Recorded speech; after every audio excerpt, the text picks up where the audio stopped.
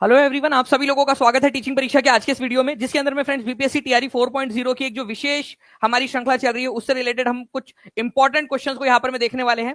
ये क्वेश्चंस आप लोगों के एग्जाम के लिए बहुत ज्यादा महत्वपूर्ण है। ऐसे क्वेश्चंस जो अक्सर बच्चे जो है वो मिस कर जाते हैं, उनसे रिलेटेड एक्स्ट्रा इन्फॉर्मेशन जिसके ऊपर में एक्स्ट्रा क्वेश्चंस आपके बन सकते हैं, उन सारे क्वेश्चंस को हम लोग यहाँ पर में देखेंगे। तो चलिए जल्दी से हम लोग यहाँ पर में शुरू करते हैं।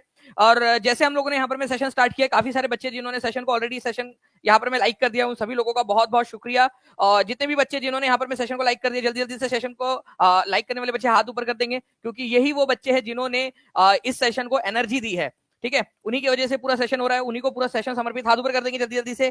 मैं देख पा रहा हूँ यहाँ पर मैं 1200 के करीब बच्चों ने सेशन को लाइक कर दिया ऑलरेडी। ठीक है, जहां भी शेयर कर सकते हो friend, Telegram, Facebook, WhatsApp, Instagram, जल्दी जल्दी से शेयर कर देंगे सेशन को। चलिए, तो हम लोग यहाँ पर में शुरू करते हैं हमारे पहले क्वेश्चन के साथ में। पहला क्वेश्चन आप लोगों की स्क्रीन के ऊपर में ये रहा। देखिए फ्रेंड, निम्नलिखित में से किस क्रांतिकारी समूह के सदस्यों ने 1927 में, ठीक है, बेसिकली यहाँ पर में जो क्वेश्चन था आप लोगों का, ये याद रखना है आप लोगों ने 1927 के जगह पे यहाँ पर में जो है ना आपका 1928 होना चाहिए था। तो ये करेक्शन उस क्वेश्चन के अंदर में ही था। ठीक है, क्योंकि आपको पता है फ्रेंड्स कि क्या हुआ था, आप लोगों को याद होना चाहिए कि यहाँ पर में हम लोगों ने करेक्शन अभी आपके सामने किया है, क्योंकि क्वेश्चन के अंदर में वो कह रहा था तो अब आपके सामने कर दिया, ताकि आपको याद है 1928 होना चाहिए वहां पर में। क्यों? क्योंकि आपको पता है कि लाला लाजपत राय की हत्या हुई थी। ठीक है, लाठीचार्ज के अंदर में लाला लाजपत राय को मार दिया गया था पुलिस के द्वारा, साइमन कमीशन का विरोध करते करते। उसी के विरोध में 1928 में साउंडर्स की हत्या की गई थी। ठीक है, तो साउंडर्स की जो हत्या हुई थी, जॉन साउंडर्स की हत्या, वो किसने की थी? तो वो की थी हिंदुस्तान रिपब्लिकन एसोसिएशन के सदस्यों ने। HRA, जिसकी स्थापना 1923 के अंदर में हुई थी। HRA, Hindustan Republican association. ठीक है, तो उनके सदस्यों ने इसकी हत्या कर दी थी, जॉन जो है साउंडर्स की। ठीक है, तो ये याद रखना है आप लोगों ने HRA की। अच्छा, HRA और HSRA में फर्क है। HSRA, ठीक है, यहां पर में जो ये एस है ना आप लोगों का, ये याद रखना है फ्रेंड्स, सोशलिस्ट है। ये HSRA जो है, इसकी स्थापना हुई थी 1928 के अंदर में, बाद में HRA के बाद में। ठीक है, हिंदुस्तान सोशलिस्ट रिपब्लिकन एसोसिएशन के सदस्यों की स्थापना, ठीक है, मतलब इसकी स्थापना बाद में हुई। ठीक है, चलो, तो आप लोगों का आंसर हो जाएगा कि हिंदुस्तान रिपब्लिकन एसोसिएशन के सदस्यों ने इनकी हत्या कर दी थी। चलिए, नाउ फ्रेंड, नेक्स्ट क्वेश्चन है। 1923 में इंकलाब नाम से एक अखबार निकलता था लाहौर से। ठीक है, इसके संपादक कौन थे ये बताना है आप लोगों ने। इंकलाब नाम का अखबार। अब ये क्वेश्चन क्यों बना? ठीक है, ऐसा क्या हुआ कि ये क्वेश्चन मैं आप लोगों से पूछ रहा हूँ, आपको सिखा रहा हूँ। भाई ये क्वेश्चन एग्जाम्स के अंदर में आया हुआ है, इसी वजह से आपको बता रहा हूँ, और ये क्वेश्चन वापस से रिपीट होकर पूछे जाने की संभावना है इसी वजह से। ठीक है, बताइए जल्दी से।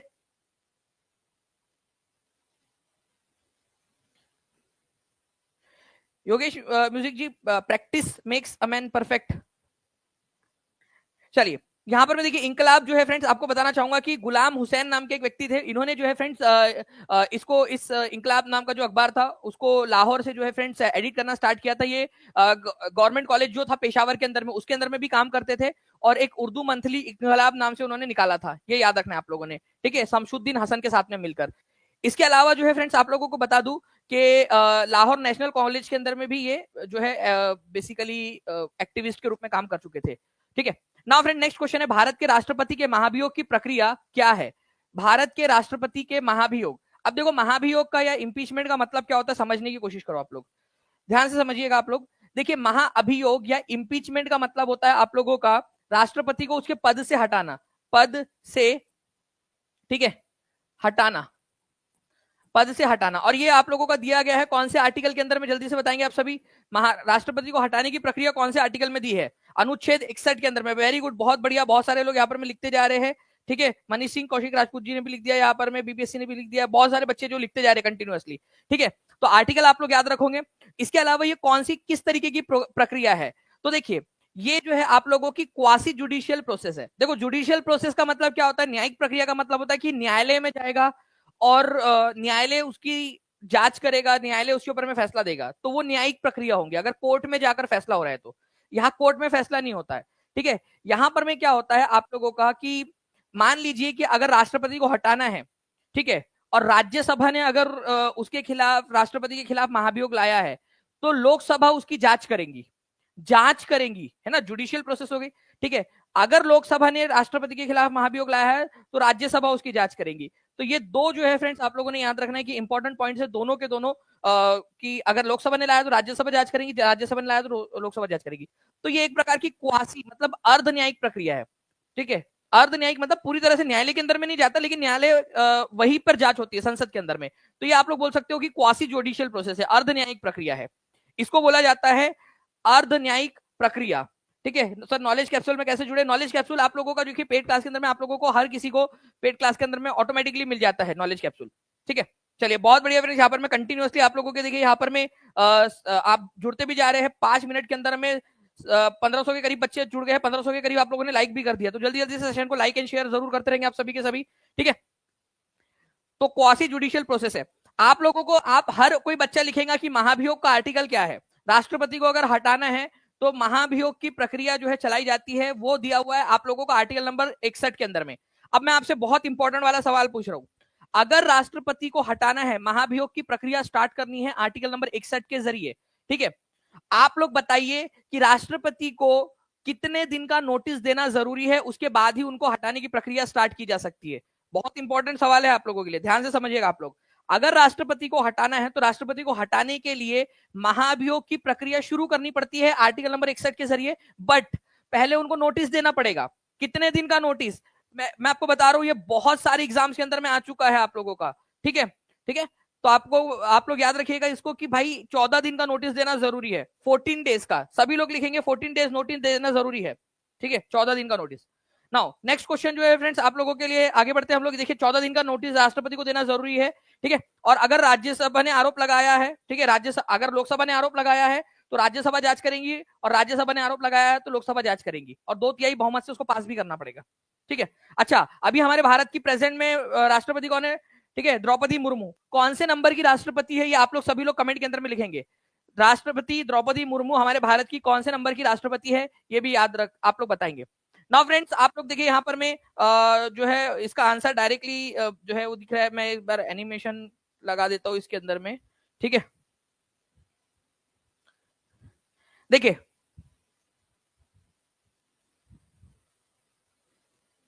बताइए इस पर्टिकुलर क्वेश्चन का आंसर क्या होगा?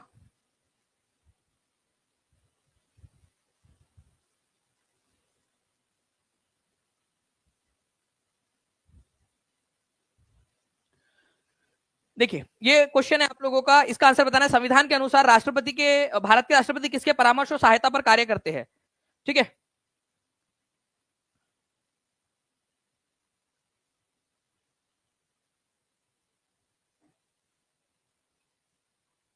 सर पीआरटी का बैच कैसे बाय करें? विकास जी देखिए नीचे में एक नंबर चल रहा है 7611101101 या 9697884444, इस नंबर पे कॉल या व्हाट्सएप कर सकते हो आप, टीम आपकी मदद कर देंगी, या फिर टीचिंग परीक्षा एप्लीकेशन पर जाइए, वहां पर में भी आपको पूरी जानकारी मिल जाएगी। देखिए अगर मैं आपको बताऊं फ्रेंड्स राष्ट्रपति किसके परामर्श और सहायता पर कार्य करते हैं, तो राष्ट्रपति जो है हमारे केवल और केवल टाइटोलर हेड है। टाइटोलर हेड का मतलब होता है केवल सेरिमोनियल हेड। ठीक है, नाम मात्र के प्रमुख। इनको जो भी फैसला लेना है, जो भी काम करना है, ये अपने मनमर्जी से नहीं करेंगे। इनको प्रधानमंत्री और उनकी काउंसिल ऑफ मिनिस्टर्स, वैसे देखा जाए तो काउंसिल ऑफ मिनिस्टर्स ही है मेन, क्योंकि प्रधानमंत्री काउंसिल ऑफ मिनिस्टर्स का ही पार्ट होता है, उसका मुखिया होता है। तो प्रधानमंत्री, ठीक है, काउंसिल ऑफ मिनिस्टर्स के मुखिया होते हैं। तो काउंसिल ऑफ मिनिस्टर जिसके मुखिया प्रधानमंत्री है, उनकी एड एंड एडवाइस पर, उनके जो है परामर्श के ऊपर में काम करना पड़ता है काउंसिल ऑफ मिनिस्टर्स के। ठीक है, मंत्री परिषद की सलाह के ऊपर में। ये आप लोगों का आर्टिकल नंबर, ठीक है, 74 के अंदर में दिया हुआ है, 74 सब क्लॉज 1 के अंदर में दिया हुआ है। ये आपका ये बोला गया हमारे भारत के संविधान के अंदर में कि राष्ट्रपति, देखो आर्टिकल नंबर 52 कहता है कि भारत का एक राष्ट्रपति होगा। आर्टिकल नंबर 53 कहता है कि जितने भी हमारे भारत के एग्जीक्यूटिव कार्य होंगे, कार्यकारी जितनी भी शक्तियां होंगी वो राष्ट्रपति के पास में होंगी। बट आर्टिकल नंबर 74 जो है वो एक पल में वक्त बदल देता है, हालात बदल देता है, जज्बात बदल देता है, सब कुछ बदल देता है।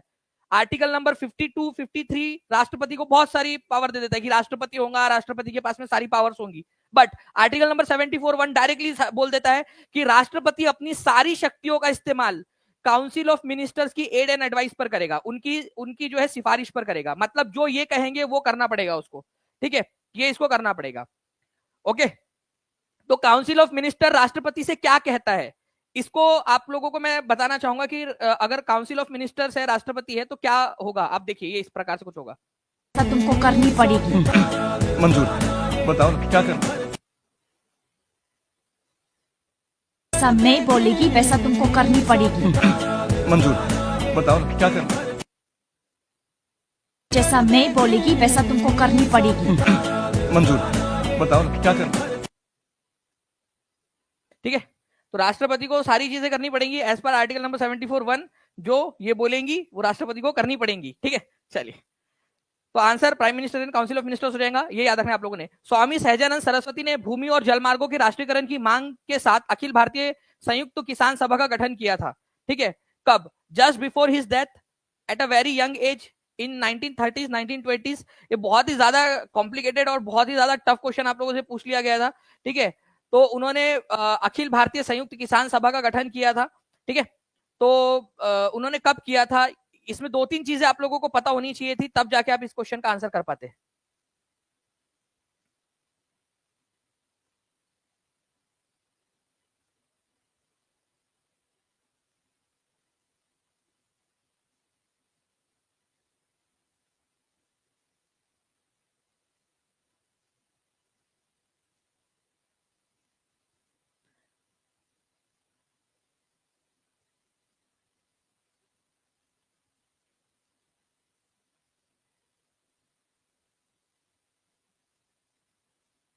बहुत बढ़िया फ्रेंड, देखिए आप लोगों के जो है क्वेश्चन कंटिन्यूअसली आ रहे हैं आप लोगों के।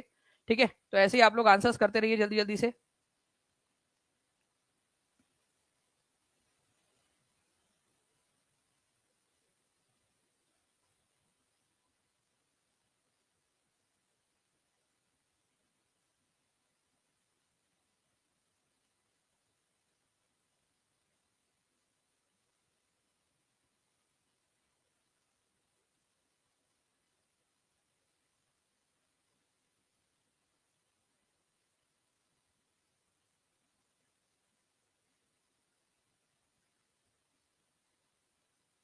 देखिए, आप लोगों को बता दूं फ्रेंड्स कि स्वामी सहजानंद सरस्वती जो है, ठीक है, इनकी जो मृत्यु हुई थी वो हुई थी आप लोगों की 26 जून, ठीक है, 1950 को, 26 जून, ठीक है, 1950 को। ठीक है, ये याद रखना है आप लोगों ने।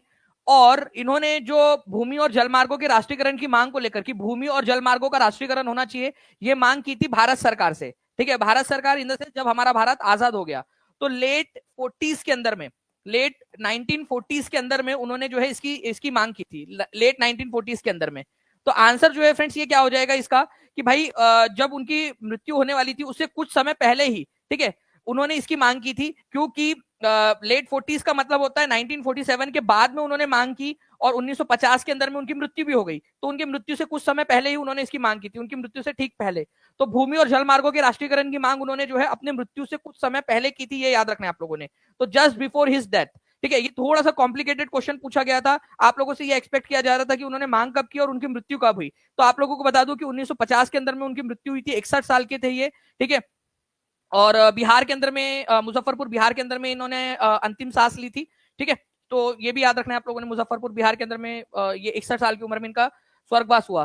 ठीक है, तो भूमि और जल मार्ग मतलब कि जमीन और जल मार्ग दोनों का राष्ट्रीयकरण कर दिया जाए। ठीक है, भूमि मार्ग और जल मार्ग दोनों का राष्ट्रीयकरण कर दिया जाए, भारत सरकार की संपत्ति होनी चाहिए करके, वो ऐसा इनका मानना था। ठीक है, चलिए, नाउ फ्रेंड नेक्स्ट क्वेश्चन, निम्नलिखित में से किस महासागर में सुंडा खाई स्थित है? सुंडा खाई कहां पर में स्थित है ये बताना है आप लोगों ने। एक बार जब सभी लोग जल्दी जल्दी से फ्रेंड सेशन को लाइक एंड शेयर करते रहेंगे, जितने भी लोग देख रहे हैं।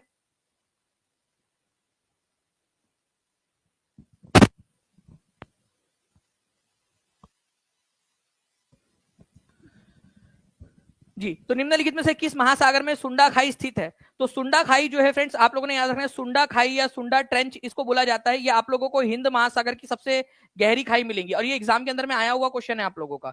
ठीक है, इसको जो है फ्रेंड जावा ट्रेंच के नाम से भी जाना जाता है। देखिए, जो सुंडा खाई है ना, सुंडा ट्रेंच या सुंडा खाई, इसको जावा ट्रेंच भी बोलते हैं, जावा ट्रेंच। ठीक है, तो जावा ट्रेंच भी इसको बोला जाता है, तो प्लीज इसको याद रखिएगा आप सभी के सभी लोग। ठीक है, ये इंडियन ओशियन है हमारा। ठीक है, ये पूरा भारत है, इधर में ये पूरा भारत है, ये पूरा ही भारत है हमारा। ठीक है, और यहाँ मतलब इधर वाला भी पूरा, ये भी पूरा भारत है, ये भी भारत है, ये भी भारत है, पूरा हमारा। ठीक है, तो जावा ट्रेंच जो है फ्रेंड्स ये याद रखना है आप लोगों ने, ये यहाँ पर में आप लोगों को मिलेगा। ठीक है, तो इसको सुंडा खाई या फिर जावा ट्रेंच, सुंडा डीप या फिर जावा ट्रेंच के नाम से इसको जाना जाता है, तो ये आप लोग याद रखोगे। ठीक है, इंपॉर्टेंट पॉइंट है, एग्जाम के अंदर में आप लोगों से पूछ सकते हैं इसको, पर्टिकुलर पॉइंट को, तो प्लीज इस पॉइंट को याद रखिएगा आप लोग। ठीक है, जावा गर्त, सुंडा गर्त, दोनों ही इसको बोलते हैं आप लोगों का इसको। नाउ बिहार का शोक कही जाने वाली कोसी नदी का उद्गम स्थल कहां पर में? भारत में, नेपाल में, चीन में, बांग्लादेश में, कहां पर में? बिहार का शोक कही जाने वाली जो कोसी नदी है, ठीक है, तो बिहार का शोक किसको कहा जाता है? कोसी नदी को कहा जाता है। और इसका उद्गम जो है फ्रेंड्स, ये भारत में होता है क्या? नहीं, भारत में नहीं होता, चीन में भी नहीं होता, बांग्लादेश में भी नहीं, नेपाल के अंदर में होता है। सप्तकोशी 7 नदियों की स्ट्रीम है, 7 नदियों का जो है फ्रेंड्स आप लोगों ने याद रखने के एक छोटी छोटी धाराएं होती है, छोटी छोटी धाराएं है, ठीक है, उनसे मिलकर फिर ये कोसी नदी बनती है, ठीक है। तो नेपाल के अंदर में से निकलती है, ये याद रखेंगे आप लोग। तो कोसी नदी नेपाल में से निकलती है, सप्त कोसी के नाम से इसका उद्गम होता है, धीरे धीरे फिर ये एक नदी के अंदर में कन्वर्ट होती है, नेपाल से निकलती है। तो आंसर इसका आप लोगों का ऑप्शन नंबर बी हो जाएगा। बिहार एस्टेट टीजीटी के एग्जाम के अंदर में आया हुआ क्वेश्चन है आप लोगों का। नेक्स्ट क्वेश्चन की तरफ में आगे बढ़ते हैं हम लोग। ईस्ट इंडिया कंपनी ने, ठीक है, 1608 में सूरत में एक फैक्ट्री खोलने की अनुमति लेने के लिए कैप्टन विलियम हॉकिंस को सम्राट ब्लैंक के दरबार में भेजा था। अब देखो इसका मतलब क्या है, पूरा का पूरा समझो आप लोग, ठीक है। यह है हमारा प्यारा सा भारत, ठीक है। इसके अलावा यहां पर में है ब्रिटेन। ब्रिटेन के अंदर में ईस्ट इंडिया कंपनी की स्थापना जो है यह हुई थी 1599 से सन 1600 के बीच में, धीरे धीरे इसकी स्थापना हुई, ठीक है, ये याद रखना है आप लोगों ने। 1599 से सन 1600 के बीच में इसकी स्थापना होती है ईस्ट इंडिया कंपनी की। वहां के कुछ जो व्यापारी थे उन्होंने एक समूह बनाया और ब्रिटिश ईस्ट इंडिया कंपनी की स्थापना की। अब इन्होंने स्थापना तो की, लेकिन इन्होंने पहला जो जहाज भेजा अपना, ठीक है, वो जहाज भेजा था उन्होंने, उस जहाज का नाम क्या था? ये केबीसी में कौन बनेगा करोड़पति में भी क्वेश्चन आया था, ठीक है। उस जहाज का नाम था हेक्टर, ठीक है, हेक्टर नाम का उन्होंने जहाज भेजा था, ठीक है। ये जहाज का कप्तान कौन था जो ये जहाज को लीड कर रहा था? तो उस जहाज का जो कप्तान था उसका नाम था विलियम हॉकिंग्स, ठीक है, कैप्टन विलियम हॉकिंग्स। तो हेक्टर नाम का जो जहाज आया था आपका 1608 के अंदर में, उस जहाज के कप्तान का नाम क्या था? William Hawkings. तो 1608 के अंदर में, ठीक है, आप लोगों को ये याद रखना है, 1608 के अंदर में भारत के अंदर में कौन सा मुगल शासक शासन कर रहा था? तो जहांगीर शासन कर रहा था। तो आंसर यहां पर में आप लोगों को हो जाएगा फ्रेंड्स जहांगीर, ठीक है, जहांगीर के दरबार में आया था वो। आप लोगों में से कितने लोगों ने टीचिंग परीक्षा के शॉर्ट वाले सेक्शन के अंदर में वो देखा है, भाजसा वाला जो है पूरा का पूरा, ठीक है। अगर नहीं देखा है तो आप लोग जो है टीचिंग परीक्षा जो है यूट्यूब चैनल के ऊपर में आप लोग शॉर्ट वाले सेक्शन के अंदर में जाकर जरूर देखिएगा फ्रेंड्स आप लोग, ठीक है। शॉर्ट वाले सेक्शन के अंदर में वहां पर में आप लोगों को मिल जाएगा पूरा का पूरा। मैंने बताया कि पहले स्टार्टिंग के जो आप लोगों के 6 सबसे महत्वपूर्ण मुगल शासक हुए उनकी वंशावली, ठीक है। देखिए काफी सारे बच्चे जिन्होंने देख रखा है, ठीक है, उनको पूरा सीक्वेंस याद हो गया होगा, है ना। तो ऐसे ही जो है फ्रेंड्स आप लोग टीचिंग परीक्षा चैनल को सब्सक्राइब करके रखेंगे, सारी से सारी चीजें आपको मिल जाएगी। नेक्स्ट क्वेश्चन की तरफ में आगे बढ़ते हैं हम लोग। यहाँ पर में हमारे झील वेम्बनाड झील भारत के निम्नलिखित में से किस राज्य में है? वेम्बनाड झील, ठीक है, बीपीएससी टीआरई 3 के री एग्जाम में पूछा गया क्वेश्चन और मैंने पता नहीं कितने बार आप लोगों को पढ़ाया हुआ था उससे पहले, ठीक है। वेम्बनाड झील, इसीलिए कहता हूं revision is the key to success, ठीक है। टीचिंग परीक्षा पर जब आपको पढ़ाया जा रहा है तो सोच समझ के पढ़ाया जा रहा है, वही क्वेश्चन जो एग्जाम में आने वाले हैं, ठीक है। वेम्बनाड झील भारत की सबसे लंबी झील है, ये याद रखना है आप लोगों ने, ठीक है। तो ये एक और क्वेश्चन बन जाता है कि वेम्बनाड झील के बारे में आया कि कौन से राज्य में है, ठीक है, तो केरल राज्य में, लेकिन सबसे लंबी झील कौन सी है, ठीक है। तो भारत की सबसे लंबी झील वेम्बनाड झील है, ये याद रखना, केरल राज्य के अंदर में, ओके। तो ये भी एक इंपॉर्टेंट क्वेश्चन आपका बनता है, वेम्बनाड झील आपका केरल राज्य के अंदर में आप लोगों को मिलेंगी, ठीक है। चलिए नाउ फ्रेंड नेक्स्ट जो है आप लोगों का आगे बढ़ते हैं हम लोग यहां पर में, ठीक है।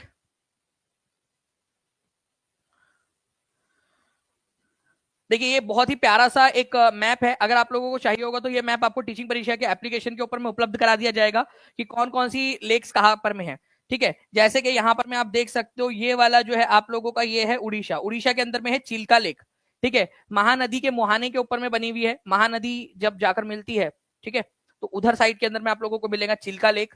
लोनार झील कहां पर में मौजूद है? लोनार झील महाराष्ट्र के बुल्ढाना में लोकेटेड है और ये क्रेटर से बनी हुई है लोनार झील, ठीक है। एक बहुत बड़ा सा जो है मीटियोराइट आके टकराया था हमारे पृथ्वी से यहाँ पर में, ठीक है, और उसकी वजह से पूरे का पूरा बड़ा सा गड्ढा बन गया, वहां पर में जो पानी भरा हुआ है ना उसको लोनार झील बोलते हैं, ठीक है, लोनार झील। तो क्रेटर की वजह से बना हुआ है लोनार झील, याद रखना है आप लोगों ने। क्रेटर इंपैक्ट, क्रेटर है एक्चुअली वो बड़ा सा मीटियोराइट उल्का पिंड के टकराने से बना था, ठीक है। चलिए गोविंद सागर लेक जो है फ्रेंड्स ये यहां पर में मौजूद है, अगर आप लोग थोड़ा सा भी जो है देख पा रहे होगे तो आपको दिख रहा होगा गोविंद सागर लेक। आपको पता है एक चीज, गोविंद सागर लेक अगर कभी भी आप लोगों को गोविंद सागर लेक कहां पर में मौजूद है अगर ये पूछा जाए ना, तो आपके दिमाग में एक घंटी बजनी चाहिए, टन टन घंटी, ठीक है। और वो ये है कि गोविंद सागर लेक हिमाचल प्रदेश के अंदर में है। कौन से बांध के वजह से गोविंद सागर लेक बना है, ये भी एक अपने आप में इंपॉर्टेंट क्वेश्चन बनता है आपका। आपको पता है गोविंद सागर लेक अब कोई नेचुरल लेक नहीं है, कोई प्राकृतिक झील नहीं है। सतलज नदी बह रही थी, आपने वहां पर में जो है भाखड़ा नांगल डैम बना दिया। क्या किया आपने? अपने भाखड़ा नांगल डैम बना दिया। अब डैम आपने बनाया तो पानी रुकेगा, तो कहीं ना कहीं तो स्टोर होगा। तो जो पानी पूरा का पूरा स्टोर हो गया वहां पर में, उसको गोविंद सागर झील बोला जाता है। तो भाखड़ा नांगल डैम की वजह से जो झील बनी है वो गोविंद सागर लेक है आपकी। यह अपने आप में बहुत इंपॉर्टेंट क्वेश्चन है आप लोगों का। सतलज नदी के ऊपर में बनाया गया है हिमाचल प्रदेश के अंदर में भाखड़ा नांगल डैम। कौन सी नदी पर?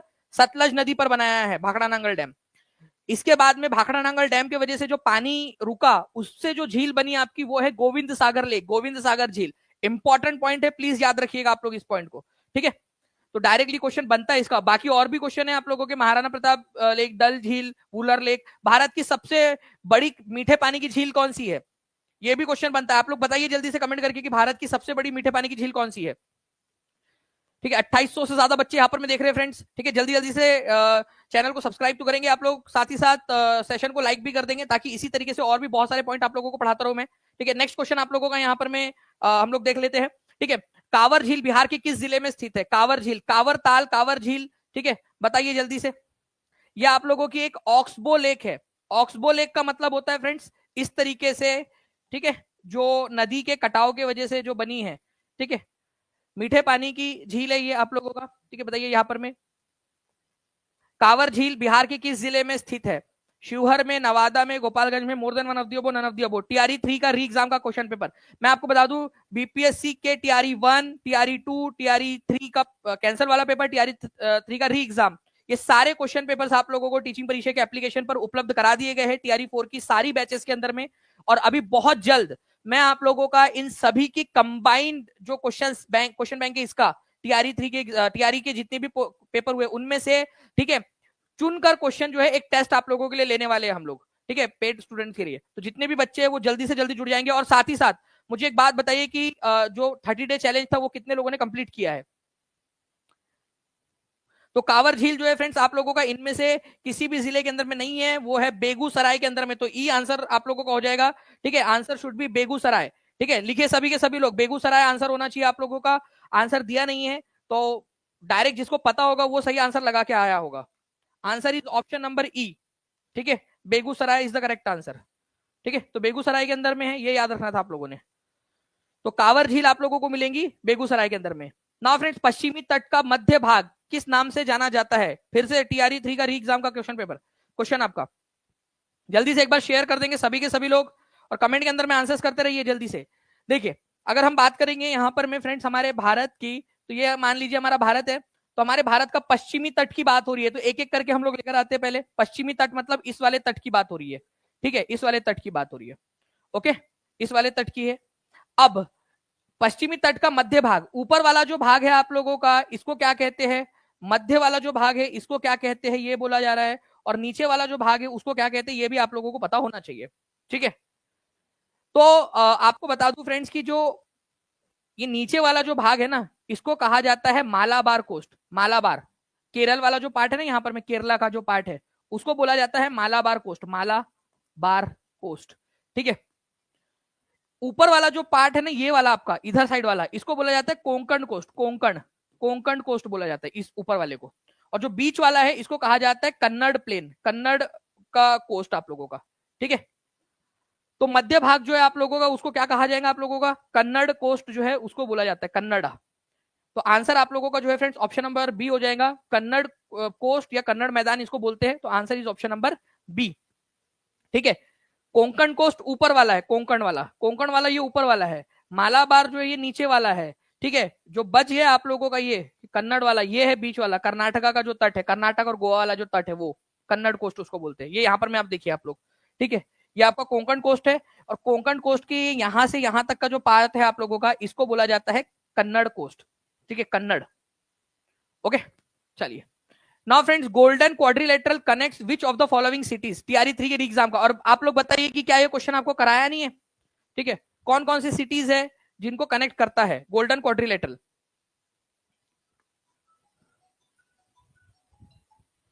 दी।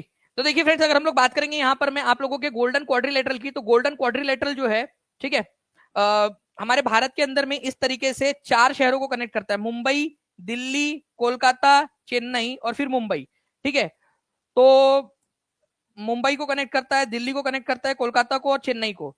तो मुंबई, दिल्ली, चेन्नई, कोलकाता, तो मोर than one of the above answer होगा फिर इसका, है ना। आंसर क्या हो जाएगा आपका? डी होगा, मोर than one of the above, क्योंकि ये सारे के सारों को कनेक्ट करता है। और इसके अलावा एक जो कौन है, इन तीनों के अलावा कौन सा है? कोलकाता। ठीक है, तो ये आप लोगों ने याद रखना है, दिल्ली, कोलकाता, चेन्नई, मुंबई। ठीक है, ये चेन्नई है इधर साइड में, तो चेन्नई, मुंबई। तो गोल्डन क्वाड्रिलेटरल इसको बोलते हैं आप लोग, क्योंकि ये चतुर्भुज आकार का दिखाई देता है ना एक तरीके से, इसी वजह से। तो कौन कौन से 4 शहर है जिनको कनेक्ट कर रहा है? चेन्नई, मुंबई, दिल्ली, कोलकाता। ये याद रखेंगे आप सभी, और लिख भी देंगे एक बार कमेंट के अंदर में, सभी के सभी बच्चे। चलिए नाउ फ्रेंड, नेक्स्ट क्वेश्चन की तरफ में आगे बढ़ते हैं। लाला लाजपत राय द्वारा स्थापित वंदे मातरम एक कौन सा अखबार था? लाला लाजपत राय जो थे, ठीक है, इनके बारे में आप लोगों को बहुत सारी चीजें जो है फ्रेंड्स मैं बता सकता हूँ लाला लाजपत राय जी के बारे में। ठीक है, तो एक एक करके बात करते, जो भी हम लोगों ने सीखा है इनके बारे में। इनको पंजाब केसरी के नाम से जाना जाता है, सबसे इंपॉर्टेंट चीज। ठीक है, ये याद रखना है आप लोगों ने। ठीक है, पंजाब केसरी इनको कहते हैं, पंजाब केसरी, पंजाब केसरी के नाम से जाना जाता है इनको। इनको शेरे पंजाब भी कहते हैं। इसके अलावा जो है फ्रेंड्स आप लोगों ने याद रखना है कि इन्होंने वंदे मातरम नाम से जो है एक अखबार स्टार्ट किया था जो उर्दू भाषा का था। ठीक है, उर्दू भाषा का जो है वंदे मातरम नाम से उन्होंने अखबार निकाला था, ये याद रखेंगे आप सभी लोग। ठीक है, उर्दू भाषा का अखबार था। साथ ही साथ जो है फ्रेंड्स आप लोगों ने याद रखना है कि लाला लाजपत राय जो है ये इंडियन नेशनल कांग्रेस के 1920 में सितंबर में जो स्पेशल सेशन हुआ था, स्पेशल सेशन कलकत्ता में, उसके अध्यक्ष थे। ये याद आ रहा है आप लोगों को? I took All India Trade Union Congress 1920 में जो जिसकी स्थापना हुई थी बॉम्बे में। ठीक है, बॉम्बे में, उसके ये संस्थापक अध्यक्ष थे, पहले अध्यक्ष थे। ये भी हम लोगों ने नॉलेज कैप्सूल वाले में पढ़ा है, हम लोगों ने पेड क्लास के नॉलेज कैप्सूल में आई टुक के बारे में पूरा का पूरा। तो पहले अध्यक्ष थे, ये हम लोगों ने देखा हुआ है। ठीक है, इसके अलावा लाला लाजपत राय जो है वो 1907 के सूरत अधिवेशन के अंदर में चुनाव हार गए थे अरबिंदो घोष से, रासबिहारी घोष से। ठीक है, रासबिहारी घोष जो है वो नरम दल के थे। ठीक है, नरम दल के नेता थे। आप लोगों को बताया था ना, नरम दल और गरम दल के अंदर में जो है वो विभाजन हो गया था। रासबिहारी घोष को नरम दल के लोगों के द्वारा जो है प्रमोट किया गया था, और लाला लाजपत राय को गरम दल के लोगों के द्वारा। लाला लाजपत राय हार गए, रासबिहारी घोष जीत गए थे 1907 के, ठीक है, सूरत अधिवेशन के अंदर में। चलिए, इसके अलावा जो है जो लाला लाजपत राय है इनका बहुत बड़ा संबंध था, मतलब ये आर्य समाजी थे, आर्य समाज से इनका संबंध था। तो लाला लाजपत राय कौन सी जो है संस्था से जुड़े हुए व्यक्ति थे? तो आर्य समाज से जुड़े हुए व्यक्ति थे, ये याद रखना है आप लोगों ने। ठीक है, इंपॉर्टेंट पॉइंट है, एग्जाम के अंदर में आप लोगों से पूछे जाने की संभावना बनती है।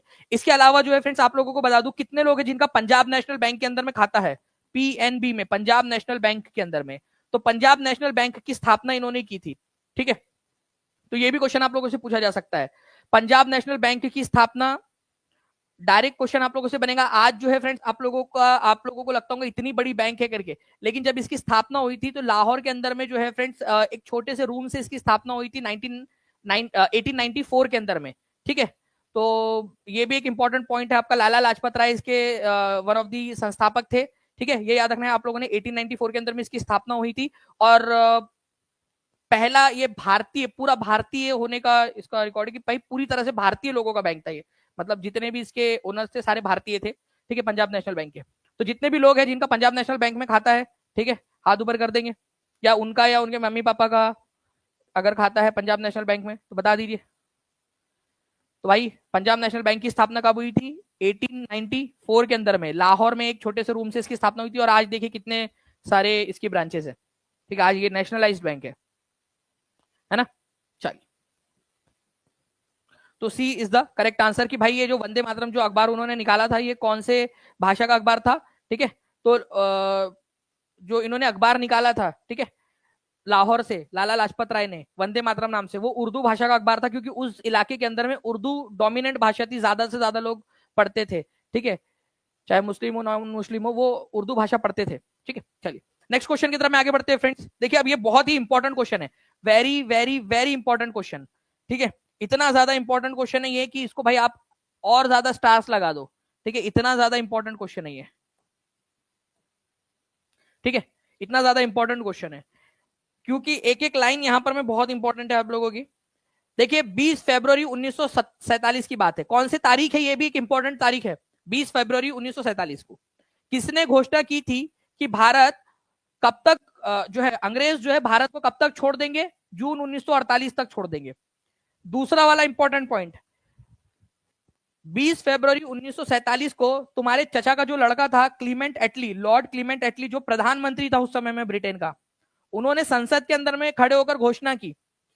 20 फरवरी 1947 को संसद में खड़े हुए, हेलो हेलो माइक टेस्टिंग, ठीक है, तो बड़ा लंबा चौड़ा सा भाषण दिया और उसके बाद में बोला कि भाई हमारा जो है एक इच्छा है कि हम जून 1948 तक भारत को जो है सत्ता हस्तांतरित कर दे, मतलब भारतीयों को सत्ता सौंप दे और वहां से निकल ले, ठीक है।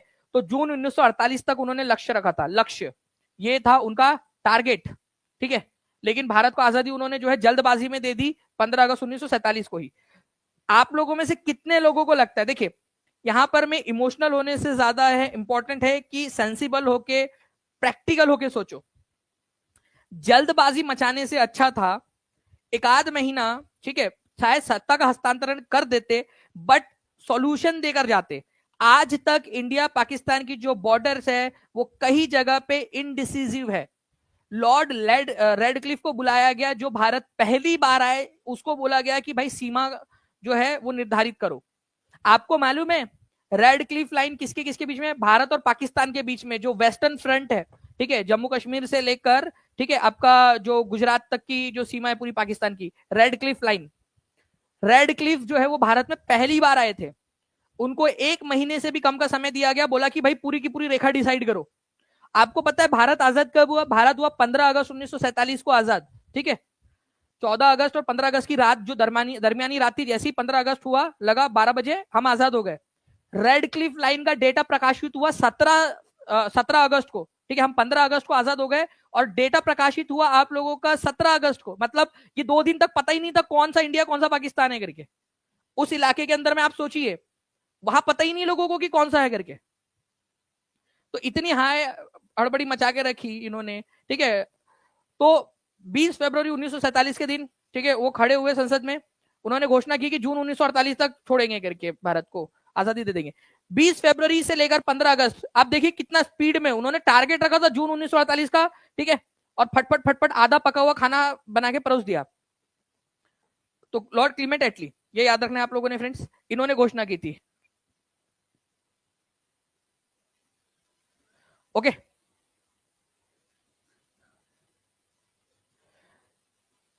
कोई नहीं सर, वापस से कर लेंगे, वापस से कर लेंगे मतलब कैसे करेंगे वापस से, फिर एक ही रास्ता है मेरे पास में, एक सोल्यूशन है, ठीक है, सबसे बढ़िया सोल्यूशन, ठीक है। एक काम करते, ये जो पाकिस्तान है, ठीक है, इसको बोलते वैसे भी भाई तेरे से तू समझ नहीं रहा, हम इस पाकिस्तान को जो है 4 हिस्सों में बांटेंगे, ठीक है, 4 हिस्सों में, ओके, 4 हिस्सों में इसको बांटेंगे। इसको बोलते आजा इधर में, हमारे तरफ में इंडिया में जुट जाओ भाई, अपने पास में भी फिर बॉलर वॉलर सारे लोग आ जाएंगे, तो इसको जोड़ लेते इधर में।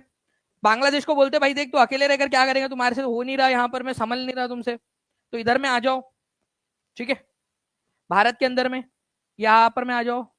नेपाल फंसा हुआ है बेचारा, उसके पास में कोई वो भी नहीं है, चाइना जो है वो उसको खा जाएगा पूरा का पूरा, उसको भी ऑफर देते हैं। भूटान बीच में फंसा हुआ है, भूटान बेटा तू क्या करेगा, तू भी आ जाए इधर में। तो इस तरीके से जो है ना अपन पूरा बड़ा वाला भारत बनाएंगे अपन, ठीक है, बड़ा वाला भारत।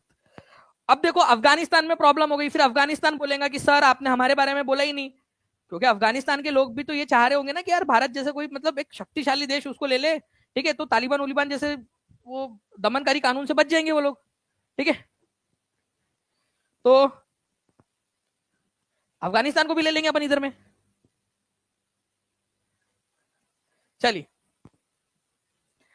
तो क्लीमेंट एटली ने जो है फ्रेंड्स घोषणा की थी, ये याद रखना, क्लीमेंट एटली। अच्छा एक और क्वेश्चन बनता है कि भारत की आजादी के समय में ब्रिटेन का प्रधानमंत्री कौन था, ओके, बताइए जल्दी से। और ये क्या संभव है, बिल्कुल संभव है, ये वाली चीज हवा में नहीं है, मैं बता रहा हूं आपको, बिल्कुल संभव है।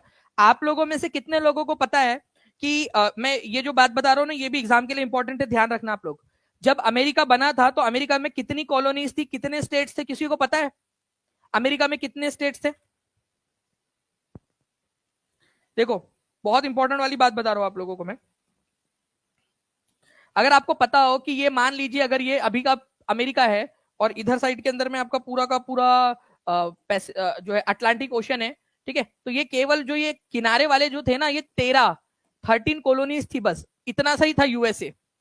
अब आप सोचिए कि इतना बड़ा यूएसए बाद में बना है, ये जो पूरा यूएसए है ना, ये बाद में ऐड हुआ है इतना बड़ा यूएसए।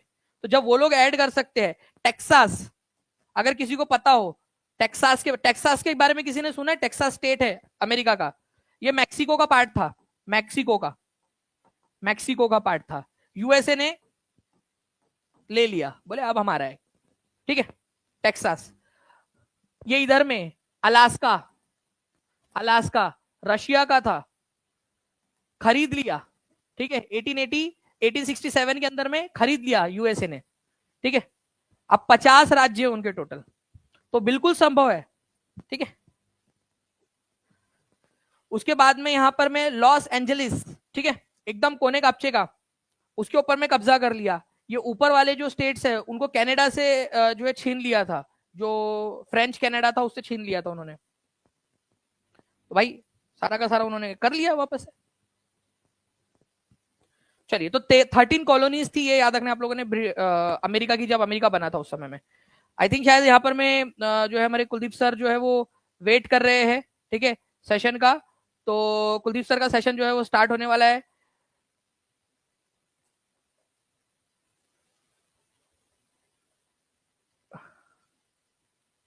चलिए,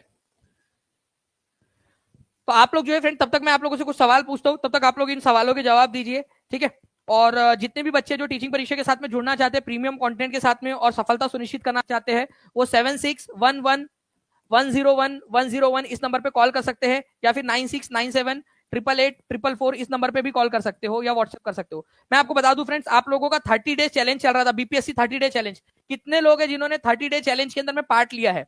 30 डेज चैलेंज के अंदर में जिन्होंने भी नहीं किया, मैं फिर से आप लोगों को दोहरा दूं कि आप लोग अभी आज के आज टीचिंग परीक्षा से जुड़ जाइए। इस 30 डेज चैलेंज को आज पूरा दिन लगाकर कंप्लीट करिए, क्योंकि 31 तारीख को 31 जनवरी को आप लोगों की जो है मेगा टेस्ट होने वाली है, मेगा टेस्ट होने वाली है आप लोगों की, ठीक है। एक्साइटिंग प्राइजेस भी आपको मिलेंगे और साथ ही साथ आपकी पढ़ाई भी हो जाएंगी। देखिए, टीचिंग परीक्षा आप लोगों को हमेशा एक कदम आगे रखता है।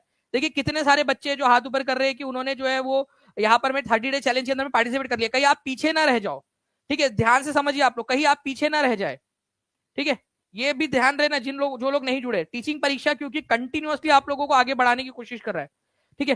तो आज के आज जुड़कर 31 के लिए तैयार हो जाइए, और जिन लोगों ने 30 डे चैलेंज दिया वो रिवाइज कर लीजिए इसको, ठीक है। 30 डे चैलेंज को 31 को टेस्ट होंगे आपकी रात में, ठीक है, उसके लिए बिल्कुल एकदम तैयार रहना है। रात में 9 बजे 31 जनवरी को रात के 9 बजे आपकी टेस्ट होंगी। और जो बच्चे अभी भी जुड़ना चाहते हैं वो 30 जल्दी से जुड़कर, पूरा आपके पास में समय है 2-3 दिन का पूरा आप लोग जो है रिवाइज कर लीजिए इसको।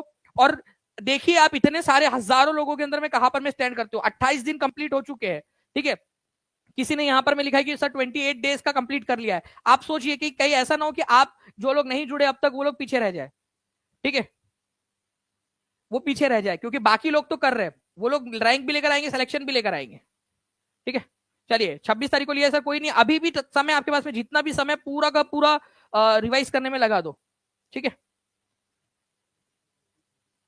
जी। इसके अलावा जो है फ्रेंड्स, आप लोगों की आज कितने लोग चाहते हैं आप लोगों का कि आपका बीपीएससी के साथ साथ में आप जो आप पढ़ाई कर रहे हो उसी के साथ में आप लोगों की केवीएस की और DSSB की तैयारी हो जाए? हाथ ऊपर करके बता देंगे एक बार। आज 5 बजे आप लोगों की एक बहुत ही इंपॉर्टेंट क्लास होने वाली है, DSSB, केवीएस, बीपीएससी, टीआरई, ठीक है, कैसे आप एक साथ क्लियर कर सकते हो। देखिए काफी सारे लोग हैं उनको पता है कि भाई एक साथ मेहनत करके जो है बहुत सारी डिफरेंट एग्जाम्स क्लियर किए जा सकती है। आज 5 बजे जरूर जुड़ जाना है, अपने अलार्म लगा लो आप, ठीक है, शाम में 5 बजे टीचिंग परीक्षा के यूट्यूब चैनल पर, ठीक है।